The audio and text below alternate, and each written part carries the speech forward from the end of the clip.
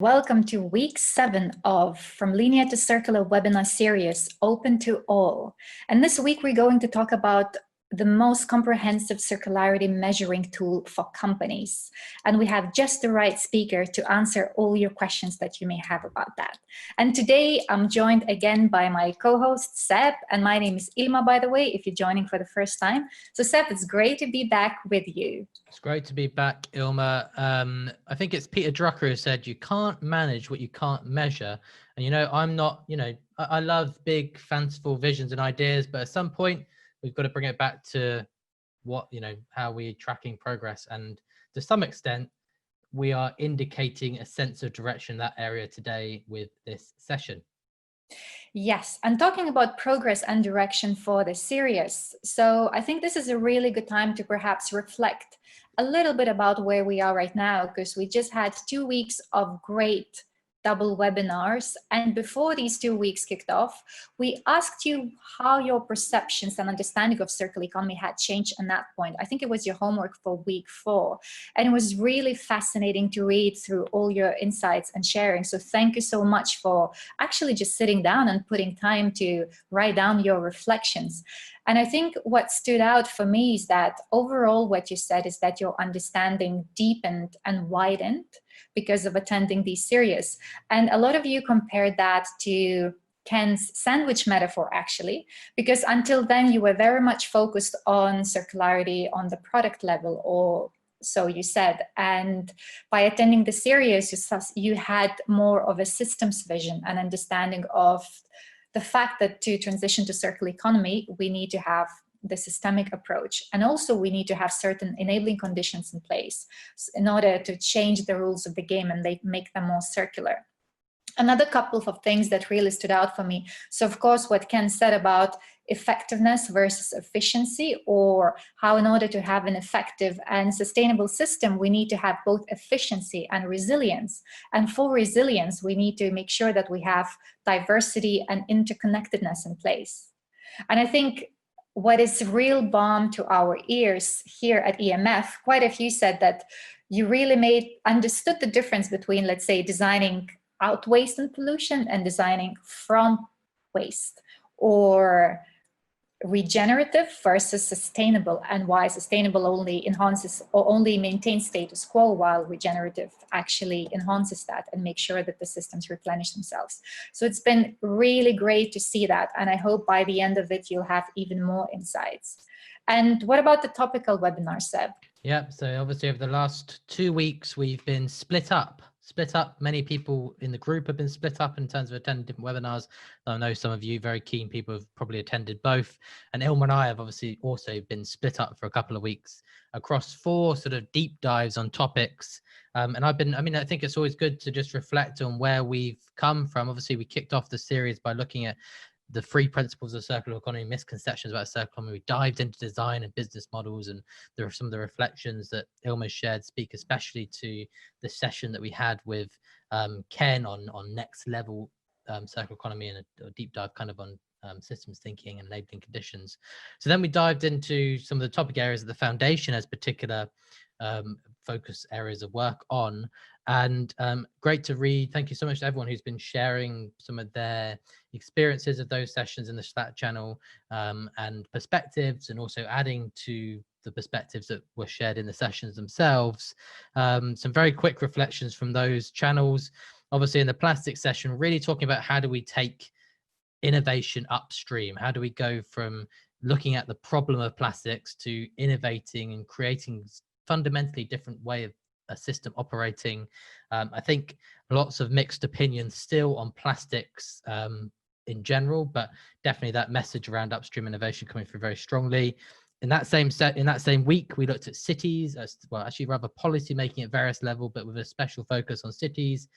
And the message there that seemed to come through really strongly was this notion that policymaking goes well beyond legislation and regulation, and that it's very much about setting a vision, a strategy, roadmaps, bringing people together. So that's great that you had those reflections. Last week, clothing and fashion, how do we fundamentally change how we use a product that is so pervasive in our everyday lives, in our houses, in our wardrobes. Loads of people sharing examples of innovation and rental models in the channel, seemingly inspired by that session, which is great. And then finally, food. And one of the things that came out of that session, and it was a message that our speaker really drove home, I think, is this notion that food is designed. We don't really think about our food being designed, but just like everything else, food is very much designed. And all of those sessions are available in the Slack channel. We had the link up at the beginning, and we'll put it back up at the end of the webinar for any of you who haven't joined. So hashtag recorded sessions to find your way there. And then each week, if you search the channels, has its own channel to continue those conversations and continue reflecting. And one final thing on Slack, we are going to be keeping it open for a period of time after this series. So for the people who are really enjoying the conversations and the richness of content, that we won't be closing it immediately after week 10. So you will have access to that for a little while afterwards, and we will, as soon as we know the long-term plan for that channel, we will communicate it to you, but it certainly won't be disappearing straight away. Yes, and I just want to add one more thing that particularly stayed with me from reading through the reflections on Slack. So someone said that circular economy is our generation's man on the moon project, which I thought it's quite poetically put, and I quite like that. But before we go into the topic of just to jump on that point, Ilma, I think that's it's a really interesting parallel. We've talked historically in the past about kind of moonshot innovation, but it's also about how do you just think fundamentally differently? How do you think more like a startup rather than thinking like an incumbent? What would you do if you redesigned everything from the beginning? That's the mindset of this program. That's not to say that's how you actually action it practically when you go back to whatever roles you have in your lives now, but how do we start to think completely differently? And it also provides a great aspiration, a great vision. You know, we humans, we always aspired to go to the stars. There was something out there, something unachievable, and actually we made it possible. So if today's circular economy seems like a really big challenge, and definitely there are still a lot of questions like regarding the scale, how do we know when we get there, like how do we measure progress, the question we're going to go into deeper into today. Nonetheless, it's a great vision, a great aspiration to have. So to get most of today's session talking about how to measure circular economy, we encourage you to post your questions in the Q&A window. And please keep your questions related to the topic of today, no any other topics for now. And we will try to bring these questions into the live air and answer them with our speaker, and otherwise we have colleagues as always working hard behind the scenes, and they'll try to provide some answers for you there. And as well, you can use the chat window and post any comments, observations, and just chat among yourselves while also listening to the webinar. Although sometimes it's pretty hard to do, to listen and chat at the same time. And just a note on chat that if you type something on chat, make sure that it's addressed to all panelists and attendees so that everybody can read it. Great.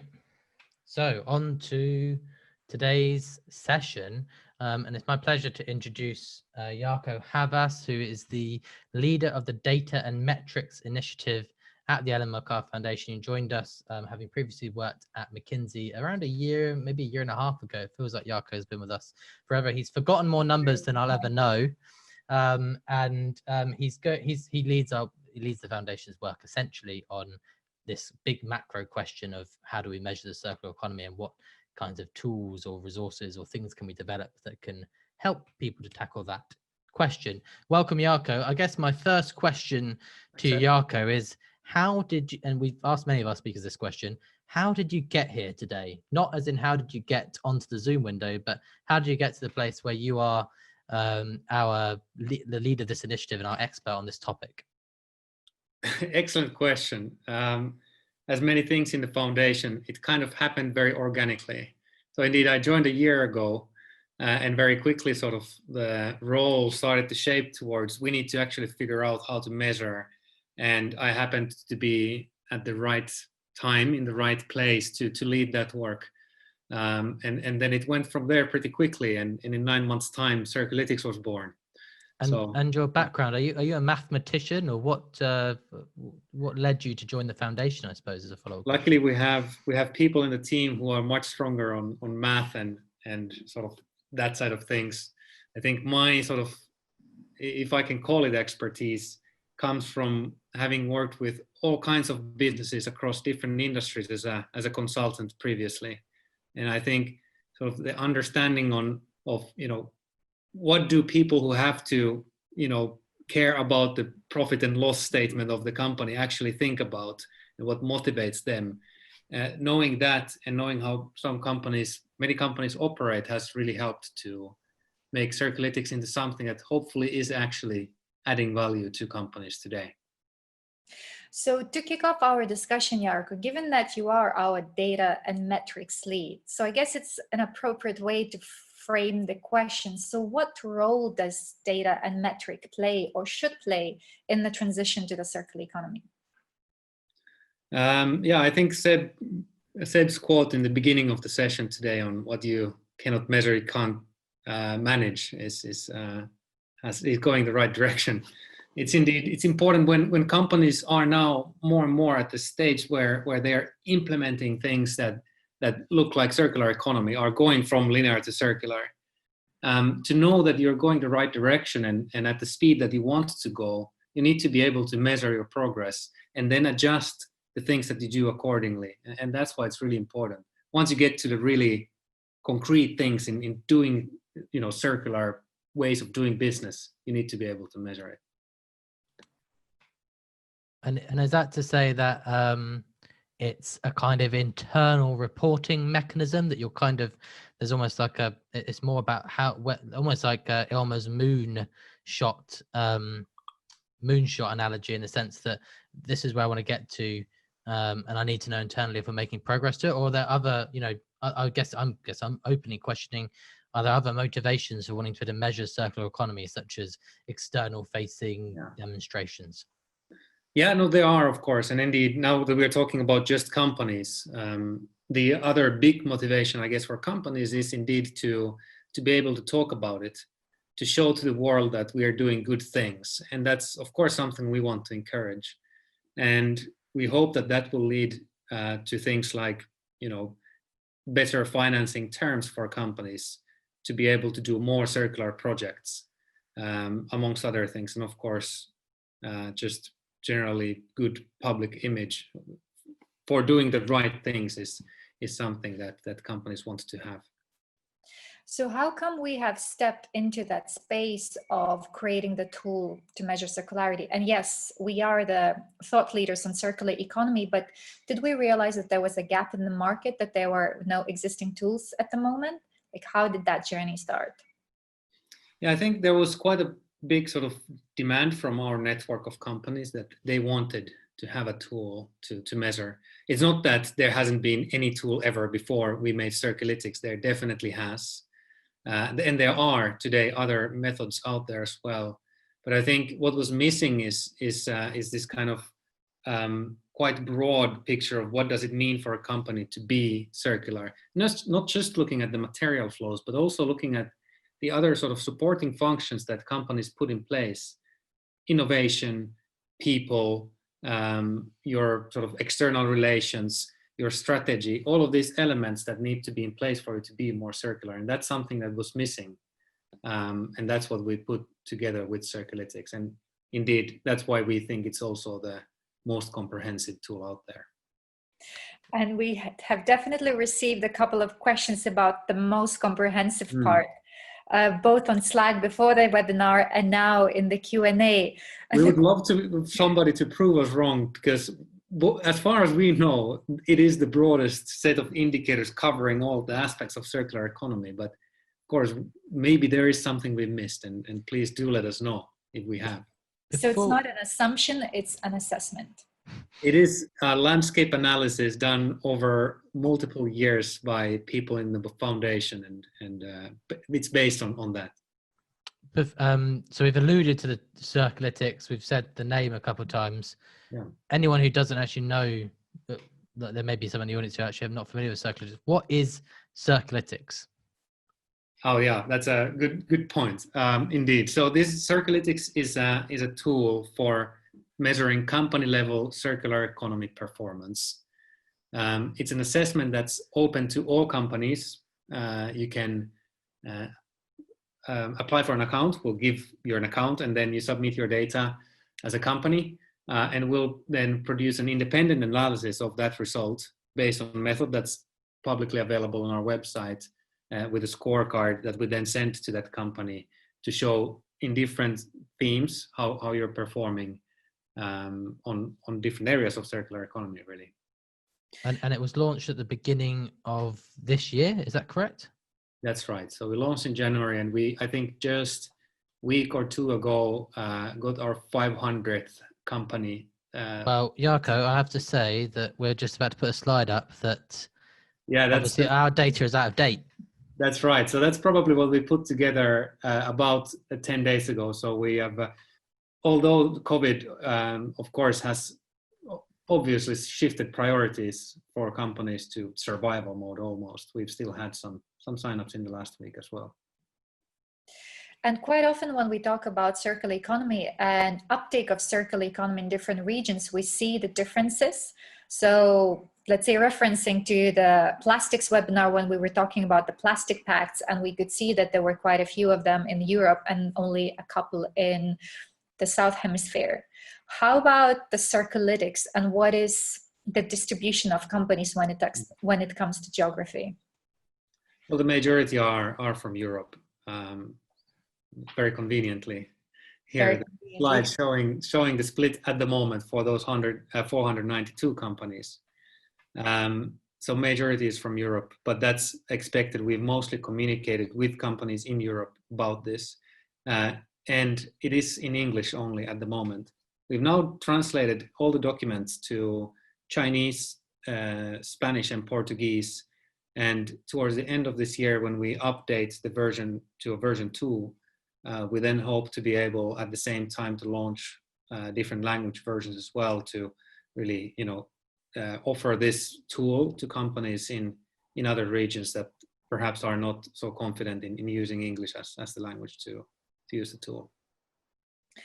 So if the tool provides an answer to whether my company is circular or not circular, how does that answer, how does that score actually look like? What is the score? So the simple version is it's a one-page PDF document, and here very conveniently again, thank you. And that's what the scorecard looks like at the moment.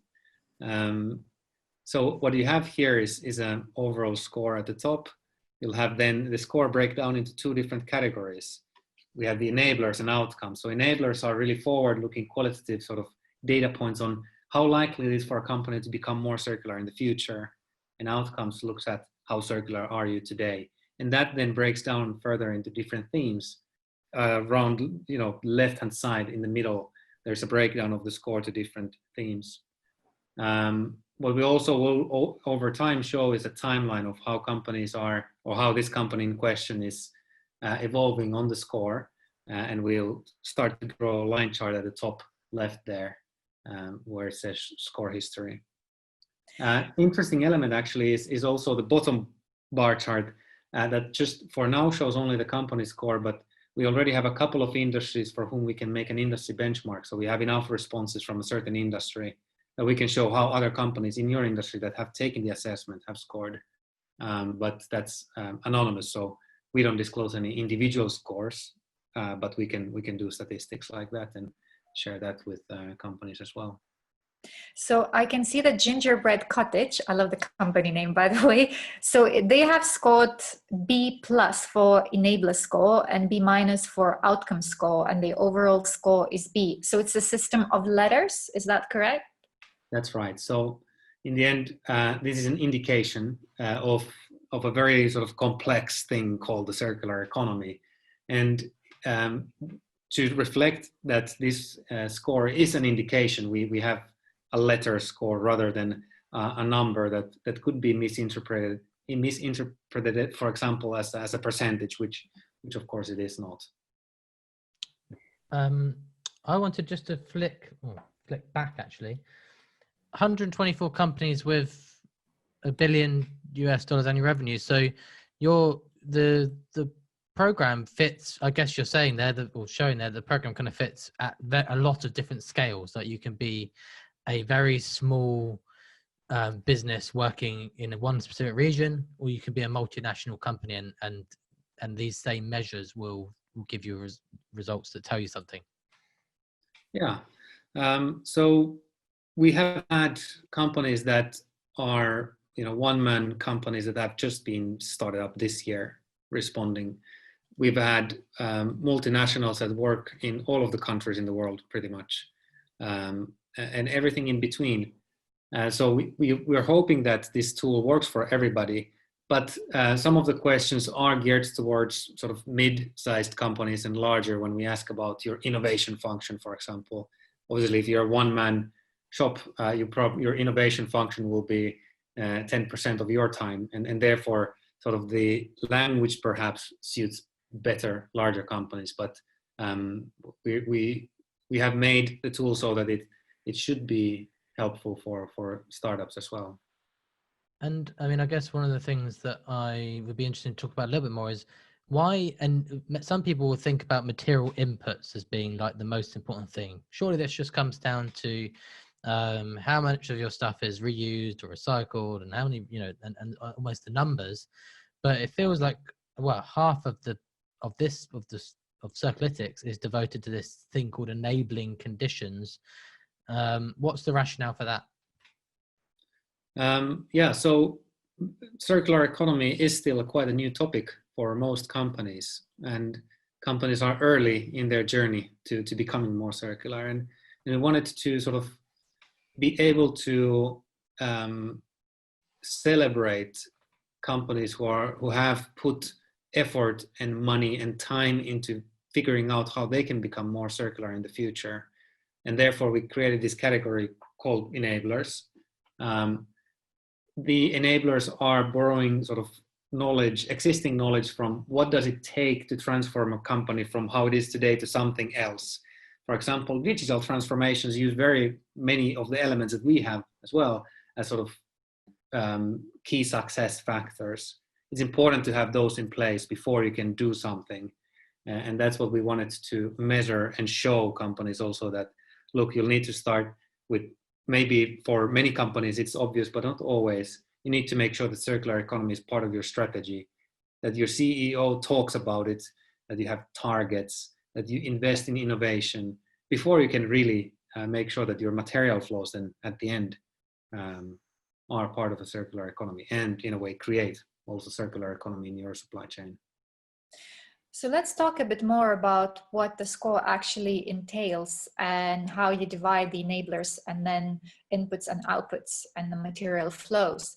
And by the way, just a comment from the chat from Owen saying that the score reminds me of a dishwasher energy efficiency rating label.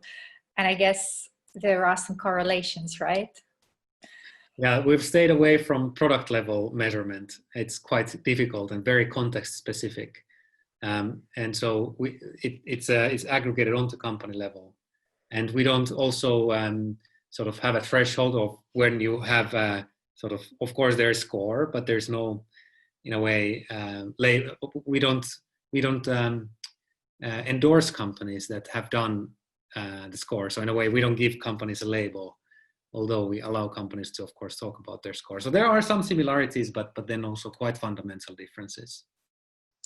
Okay, so going back to the question of the actual indicators and how we divide them between enablers and inputs and outputs of material flows. So could you elaborate a bit more, let's say starting with enablers? What do we mean by enabling conditions, and what kind of enabling conditions do companies need to provide data on?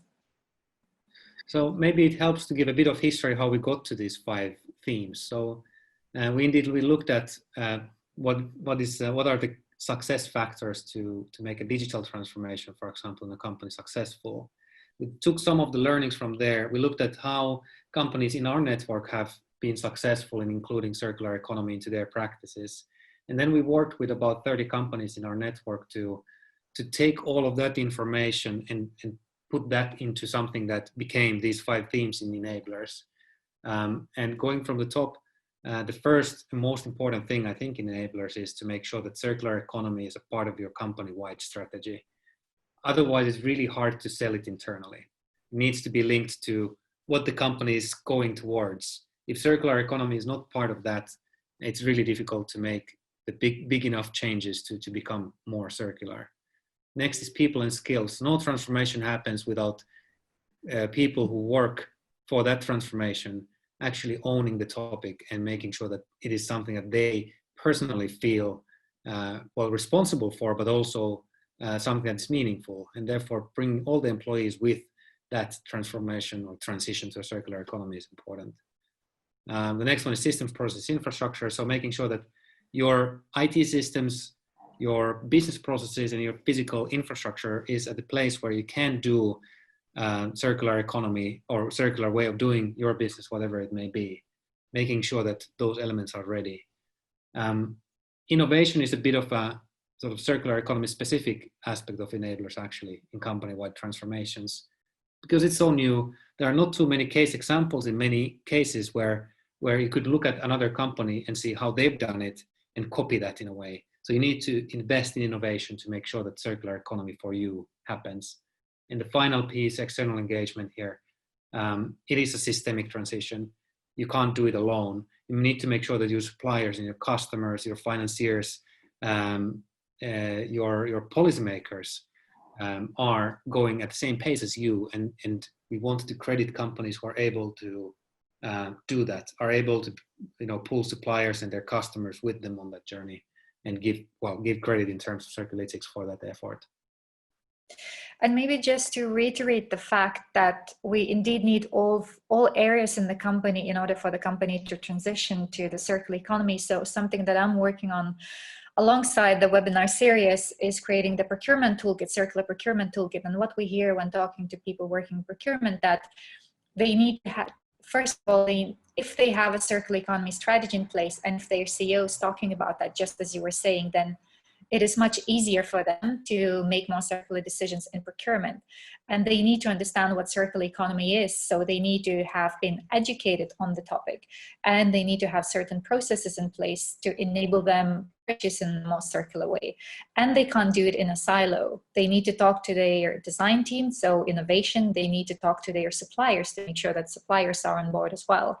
So indeed, it is a comprehensive way to, it's the comprehensive approach that's needed in order to transition effectively. So what about inputs and outputs, and how does that work, and what kind of questions do you ask there? So that's where it starts to differ by industry. So the enablers is same for everybody. In the outcomes, we for example, if you're a service provider and you don't have material flows, we don't ask you about your material flows. We ask you about how have you designed a service that supports the material flow of others. One indicator actually that we are now refining quite heavily to make it more intuitive in the next version. But in that way, it depends a little bit what your industry is, what we would ask you. But for majority of the cases that we've seen until now, in those 500 companies, it's about material flows. So if a company has material flows, you buy material, you make something out of it, and a product comes out the other end, we need to make sure that the materials that you procure are part of a circular economy. And we need to make sure that the products that come out of the other end up back in the economy after they've been used. They are used and reused many times if that's possible. If you're a basic materials producer, it may be that recycling is the only way for example, certain types of chemistry. But you need to still make sure that all of the materials that you produce stay in the economy. And we ask companies to demonstrate that in the output side. Materials input and materials output is the main thing. We also have indicators on energy. What type of energy goes into your processes? If you're an energy producer, what type of energy do you produce? Is that part of a circular economy from regeneratively grown biomass, for example, or wind, solar, etc.? Financial institutions is a specific instance for us. So we ask, how do you, through investments and giving loans, make sure that the money that you have control over is promoting circular economy, and a couple of other sort of special cases that we use a bit different indicators for. Some fantastic questions are coming through in the Q&A. Thank you everyone who's watching and contributing. I want to pick one out just now, just sort of relates to this data collection piece, I think, and it's someone's asking, are you auditing the companies in order to give them the final score? Like, are you sort of, I think you mentioned just then asking them to demonstrate that some of these processes are happening, but do you know, what sort of checks are happening on the data they share, and how confident are we that they're giving us the true information? So we don't validate the data. We do go through the data when we give an analyst commentary, which we do for companies that are within our networks, in companies that are above that $1 billion USD annual revenue threshold. Just because of a small team that's doing it, we can't do it for everyone. Then we do look at the supporting evidence and make sure that we're actually scoring a scorecard that is based on the right type of information.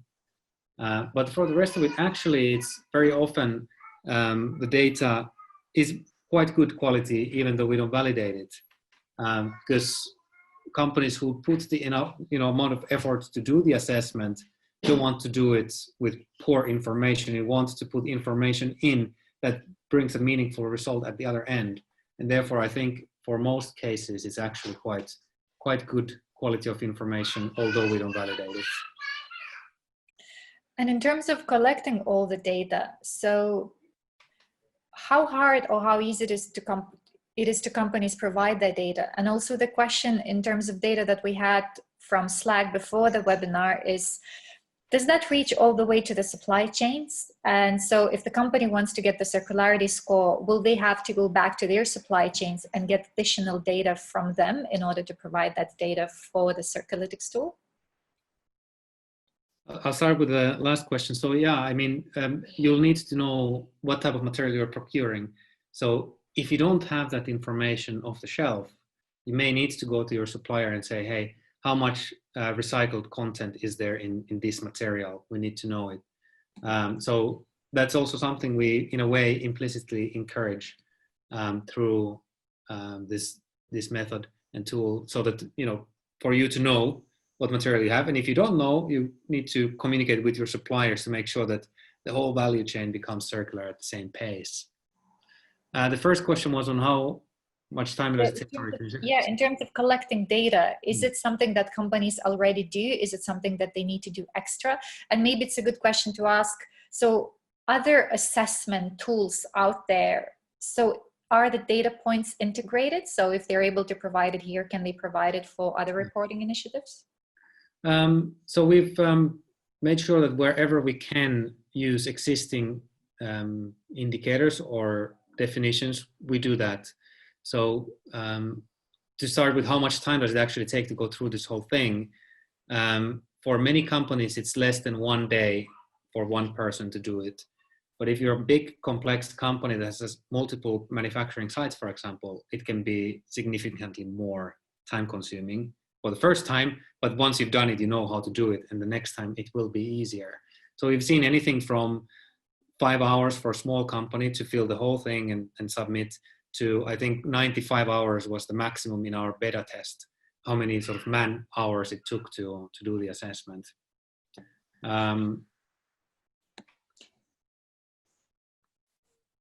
Remind me, so I don't know. Right. Was that the answer? That was the answer to one part of the question. Yes. So maybe I just want to bring in what's happening in the chat right now. So there are quite a few comments regarding aligning with other methods. Yeah. Yeah, the greenwashing, and yes, we can go back to that. So for instance, so the $1 billion company getting the Circulytics score, would you say that they do that for internal purposes, which would perhaps indicate that they are genuinely interested in improving and becoming really circular, or whether it's something that they would want to communicate and therefore it's more like a marketing tool for them? I think for most companies, it's the former. So it is for internal purposes. We have, I think, 5 or 6 companies who have now disclosed their score to sort of celebrate that they've done something well. But how we ask companies to disclose it is to say, what have you done to achieve this score? What will you do next to be even better? So saying, to give it context, to say, these are the things we've done and it shows in our Circulytics score, but by the way, we are going to work on X, Y, and Z to make sure that there is context to this score. And on that greenwashing aspect, I think, although we don't validate it, companies are quite serious when they do this. And I think there is sort of, tendency to, especially if you want to disclose it, people will put you on the spot in a way and ask, how did you do it? So if that information that you put in to get a score that's then sort of not representing reality, it's quite easy to then call companies out. And we've seen that those companies that have done the assessment till now, I think, have done so with information that they can stand behind and defend in a way. And that's also sort of the beauty of disclosing your score. You need to be able to stand behind it as well. And indeed, I guess the Circulytics methodology is public, right? It sits on our website in terms of the things that go into the score. So in terms of whether companies are motivated by, being able to say something proudly that gets them some positive attention, or whether they're motivated by really specifically wanting to improve the nuance of their score, if it's making them ask the right questions and think about, or at least they're getting feedback and reflections that start to help them think about the circular economy transition, sounds like almost a positive thing to me. Indeed. Another question, a bit more specific perhaps this time. So it's about something that we already touched upon. So is Circulytics complement to GRI or Science-Based Targets initiative? So yeah, we've looked at science-based targets, we've looked at GRI, we've looked at CDP a little bit as well. We've looked at the World Business Council for Sustainable Development, their method. We are part of the ISO standards for circular economy that's coming in a bit over 2 years, I believe, to make sure that, wherever there are overlaps in what do we measure, to make sure that to the extent possible, we're using the same definitions and therefore asking the same data sets from companies. So wherever possible, we try to make sure that we use data points that are easy to get, and we don't ask something slightly different than somebody else and make it, unnecessarily difficult, while making sure that also Circulytics serves a unique purpose and has a unique value proposition, despite the fact that it uses many of the same data points. And that's really the independent assessment on circular economy specifically from EMF that we provide based on that data. But yeah, we try to make sure that we don't reinvent the wheel, so to speak, where we don't have to. Well, I guess never you would have to, but where we actually have to reinvent the wheel for the first time, we do. And I mean, maybe a related question. It feels like we've talked about this a little bit already, but question from the Q&A.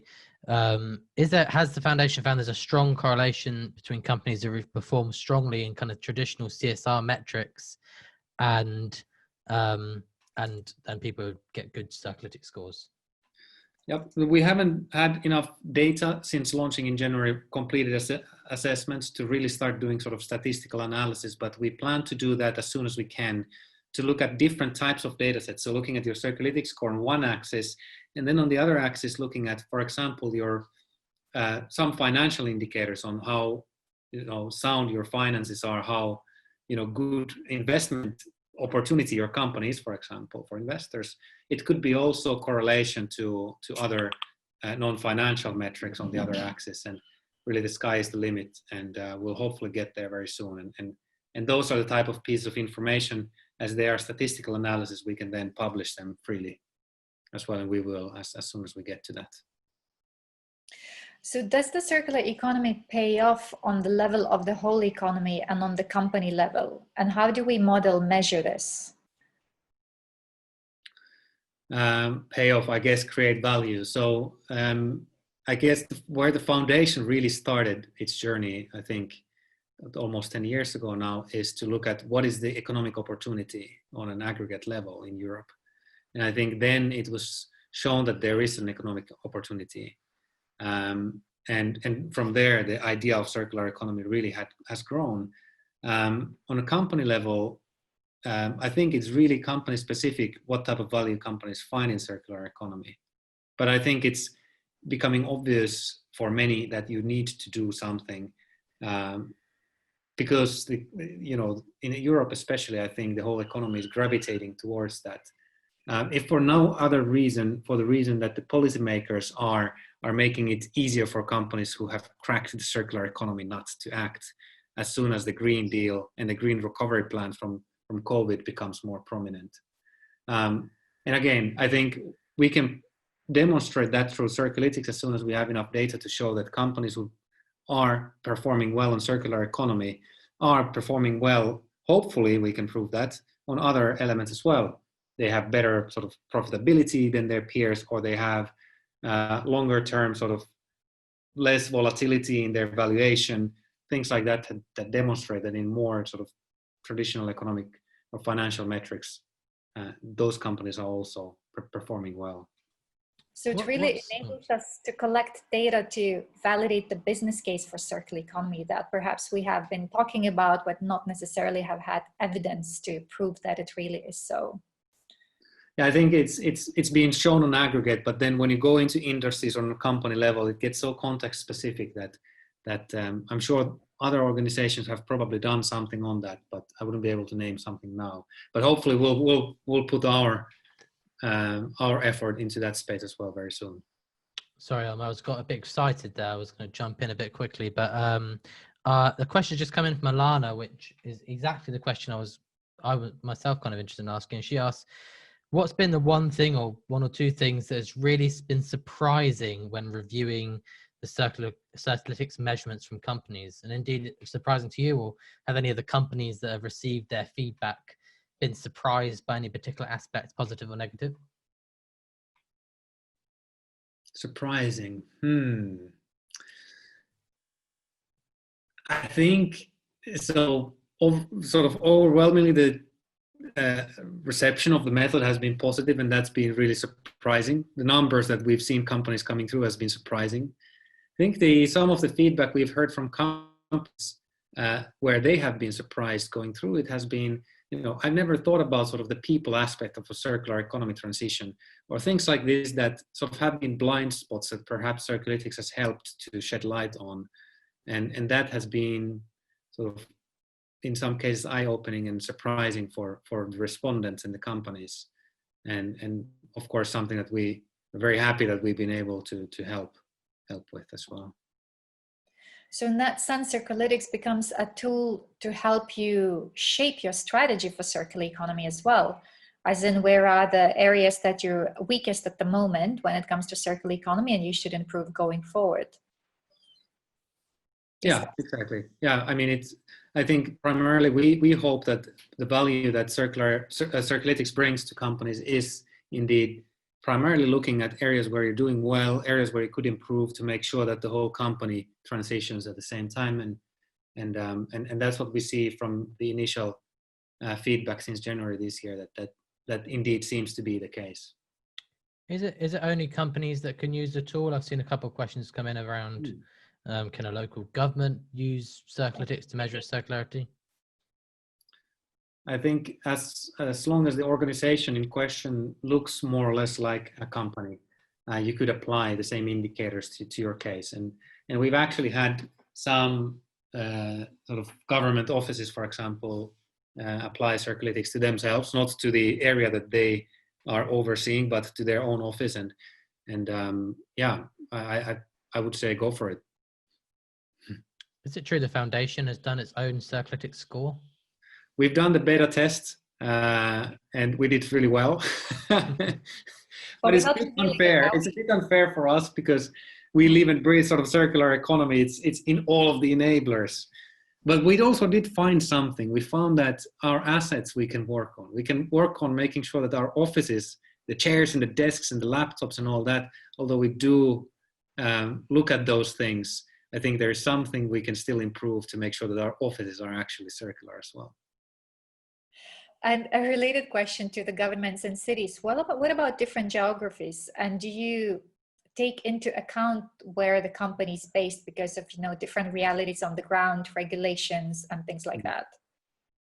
So we haven't done any sort of regional, so that the method will look different for different region. We're hoping to actually, once we launch different language versions later in the year, to start getting feedback on how does it work in different contexts. And we'll probably be smarter than next year on how it works, for example, in China, in Chinese. And I really don't know yet. So I'm going to pick Seb's favorite question from the Q&A. What's the difference between LCA and Circulytics? I guess I'll take first and Seb will fill in then. But so LCA I guess you can use it in many levels, but it's mostly used on a product level. Yep. And you get to kind of choose the functional unit. You get to choose what trade-offs you want to look at. And so it can mean a lot of things. And so what Circulytics does is you have a set of indicators that look at circular economy performance. And we try to frame it very tightly around that. And it is a company level tool. So we don't look at product level indicators there. Those are some of the differences. I think, of course, LCA can look at many things, but Circulytics is looking at circular economy. So that's also for the scope, I think, a differentiator. Yeah. Seb. I'm hoping there's going to be a question about LCA in every single one of these webinars. But no, I love that explanation. Yeah, I mean, I guess I've been talking to some people about this in the Slack, and I guess ultimately Circulytics is measuring your journey towards a goal. You know, a goal of being circular, and a LCA is probably more focused on measuring how you reduce your impacts of something, which is a valid, definitely a valid measurement. And one actually quite, and we are coming near the end now. Sadly, we've still got so many questions coming through. Thank you very much again to everyone. There is like kind of quite a technical question, maybe from someone who's just interested themselves in using the tool. How much time or effort is required by a company to kind of provide and draft the answers? Yeah, and so you know, what's the kind of effort from an organization or company to fill in the survey and be part of Circulytics? It really depends on the company. I think I might have mentioned earlier, but anything from 4 to 95 hours, what we saw in a beta test phase. Majority of companies spend less than 1 working day, but it can take much more time, especially for the material flow questions, where you'll need to go to your systems and look for that information and perhaps aggregate it. And so, depending on the complexity of your company and depending on how much effort you've put previously to making sure that you know about your material flows for other non-financial metrics, your sustainability reports, for example, it can be easy or it can be really difficult. What I can say is that once you've done it once, the next time you know exactly how to do it and it's going to be much easier. So there is no real one answer that I can give to that question. But for our part, we've tried to make sure that we ask as few indicators as we can to make it as easy as possible while retaining sort of the integrity of the method and measuring things that actually measure circular economy performance. Ilma, you will have to be unmuted. It's only webinar like 9, but yeah, you know. So perhaps it's worth reiterating to everyone who's listening that Circulytics is a tool that is free to use. All the data surrounding the tool is easily and accessible and available on our website. And I'm sure my colleagues can type in the links right now, or you can find it just by Googling it, and everything related to that is openly publicly available. Perhaps this is a good time to slightly move on the discussion and talk about measurements on a larger scale, and referencing to our Monday question when we asked the participants on Slack about defining economic growth in circular economy and whether the concept of the economic growth should be challenged when we transition to circular economy. So do you have any thoughts to share about that? Was that to me? Yes. Oh, sorry. Yeah. I think it you know, one notion of circular economy, I guess, is to decouple the use of virgin materials, digging out of the ground, those materials, and economic growth. We can have economic growth without necessarily digging out material from the ground. So it depends sort of what are you measuring your growth in? The happiness of the people, or is it the value of companies? And as we had a brief chat before this webinar with Ilma and said, not necessarily GDP. And I think more and more countries are realizing that that's not probably the best way to measure how well a country is doing anyway. So I think there definitely can be growth without more resource use. One interesting thing to note on that, and of course there are many factors that built to this situation, but you probably know that the world stock markets have had a pretty big hit from the COVID pandemic. But interestingly, the companies that didn't get that hit so hard and have actually had the highest valuations in their entire history have been companies that provide digital tools, provide dematerializing and digitization options for companies to take their work from offices to home, and in that sense change the way we use and consume materials. And it's been interesting to see that those companies have grown significantly more and faster now. Of course, it's extraordinary situation, but it perhaps gives a hint to what the world could look like, what growth could look like without material consumption. I think Ken was saying in the webinar that he's growth agnostic, that it's all about what is actually growing, and the GDP may be growing, but the value that everybody receives actually may not. So do you think that something like Circulytics, that is quite comprehensive in a way that we look at the enabling conditions and then the material flows, could be used on a larger scale, let's say industry scale, or maybe one day even country level? Yeah, I think there are elements that we measure in Circulytics that can be used on any level. Materials in and out, you just have to define the boundaries. And we're actively discussing with the European Commission, with the European Environmental Agency and other organizations on what should measurement look like for countries, focusing on EU for now. And I think the same themes, sort of enablers are more sort of what are the process indicators for policymakers.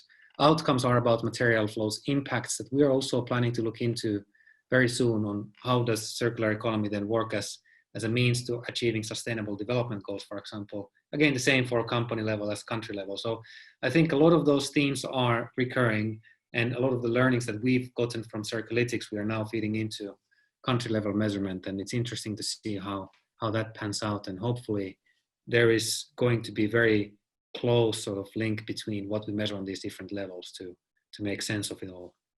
I had one more kind of question, I guess, following up a little bit on some of the GDP conversation. One of the things that's quite successful about GDP, I guess, is the simplicity of what it communicates. It's very clear. Whether that's actually useful or not is kind of sometimes set aside for that kind of clarity of you're going up or down, and that's good relative to other people's performance. How much is that a challenge when, both in terms of developing Circulytics to this point and also how it develops further, the balance between kind of getting enough really rigorous information in while still producing something that is fairly easy to communicate both to the people reading your reports, but also, I guess, for them to then communicate to other key stakeholders? It's very hard. Very difficult to strike the balance between being rigorous enough, but not going into so much detail that you're starting to tweak around the edges and you don't really change the overall assessment or the score of a company, but you add a lot of work to some detailed indicators. And we try to sort of avoid that. And that's almost a daily conversation for us when we develop the content for the next version, to make sure that we don't sort of go too far to develop something really fancy, but that's not really usable in the real world. So we try to be very mindful of it. I think that's the short answer. So what's next for Circulytics? So next is that we are in the immediate sort of right now updating the version 1 that's live into version 2 that's going to be more intuitive, more examples, more categories, less circular economy language, more sort of commonly accepted or known terms to make sure that it's easier to use. We're automating a lot of stuff at the back end to make the process faster and to be able to provide this service for more companies faster. And we're launching the updated version in October. That is the plan. It still looks like we're on track to launch it in October. Beyond that, we're looking at linking Circulytics into agendas that are important for companies, and circular economy can be helpful there.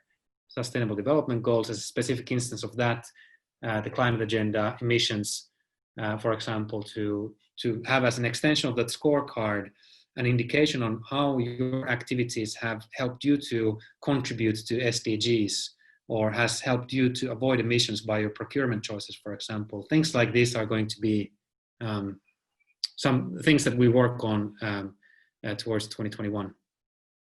And is it in your plans to publish something on industry benchmarks or some sort of anonymous report in terms of the results that we receive from the companies?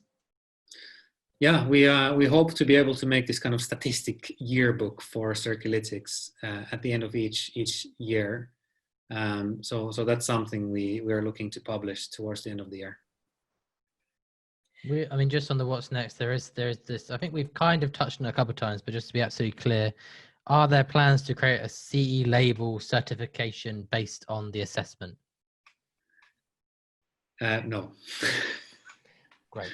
And in terms of also what's next, Jaakko, I believe if people want to dive even deeper into Circulytics, there is another one of these wonderful online events coming up more specifically to look at the tool in detail. Do you want to just tell us a little bit about that? Yes, yeah, definitely. So on the 22nd of June, we'll have another webinar on Circulytics where our colleagues Nikki and James will be talking with a couple of companies on their experience of going through the process and what value they found from the result as they have gone through the result and actually disclosed as well. We are launching the registration for that webinar next week, so you'll have that on our website. It's targeted towards companies. It's targeted towards sort of sustainability professionals in those companies, as we have quite sort of the agenda is towards that. So, but of course, the registration is, I think it's open for anybody. Cool. So if you want to geek out a bit more on Circulytics, then check our website out for that announcement. Jaakko, thank you so much for making the time to join us for this webinar, this session. And yeah, we'll obviously post a load of links and follow-ups in the Slack channel for anyone else who wants to follow up. But I am going to move on to looking ahead. And this is where I get to give you guys something to do over the next week, which is great stuff. So what we're asking you to do this week is to watch a film called System Reset. We'll share that in the Slack channel. System Reset is basically a circular economy documentary that focuses on the way in which circular economy is playing out in cities while bringing in very much that social dimension. It brings together a lot of the themes that we've been talking about over the last few weeks. So it's really nicely made. We actually produced it a couple of years ago. I think you'll all really enjoy it. So we'll post links to that. Watch the film, come back together in your trios to discuss it and share your reflections in the week 7 channel, and using the normal processes, some stimulus questions up there. We'll share that detail in the Slack groups. Yes, and next week we have a very special webinar coming. So we will meet our CEO, Andrew Morley, and you'll be able to ask your questions and learn more about what's in the future for the foundation. So we will start the thread on the Slack channel for week 8, and we encourage you all to start posting your questions, as we will be trying to gather as many questions as possible in advance. And then Seb, I believe you have started a little initiative. I mean, with Andrew, we're going to be talking about the foundation's vision. We're going to be talking about how do you deliberately do systems change, what are the implications of COVID-19. So do chuck the questions you have about those topics. But by popular demand, sorry, go on. And just to say that someone was asking, meet the CEO, is it about how to meet the CEO of any company and talk to them about circular economy? So no, but Andrew has definitely met a lot of CEOs in his life and talked about circular economy and persuaded them to think about things in a more circular way. And he would be a great person to ask how to do that. How do you communicate circular economy at that high Exactly. level? By the way, the time there is the normal time. It should say +1. Must have been an error when I deleted it. I have also, by popular demand, and been filtering a few questions. We are going to try something. We like to do stuff really well and then just throw something in there that could potentially mess it all up. So we're going to try a networking Zoom session on Thursday next week at 5:30 BST, which is 5:30 GMT +1. It could be your breakfast, your dinner, your lunch, your 11sies, your drinks. We'll have breakout rooms, so we just mix people up randomly to give people a chance to meet a lot of people within the group. It says the registration link is in the general channel on Slack. It's looking into the future. It will be there before the end of day today, so you will need to register. But yeah, it'd be great to have a chance to meet and talk to some of you a little bit more. Yes, and the webinar with Andrew, our CEO, will be next Wednesday, 3rd of June. Yes, there was a mistake in the previous slide. We are in week 7, working from home. But yes, it's at the regular time as always. So thank you, everyone, and we'll see you next week.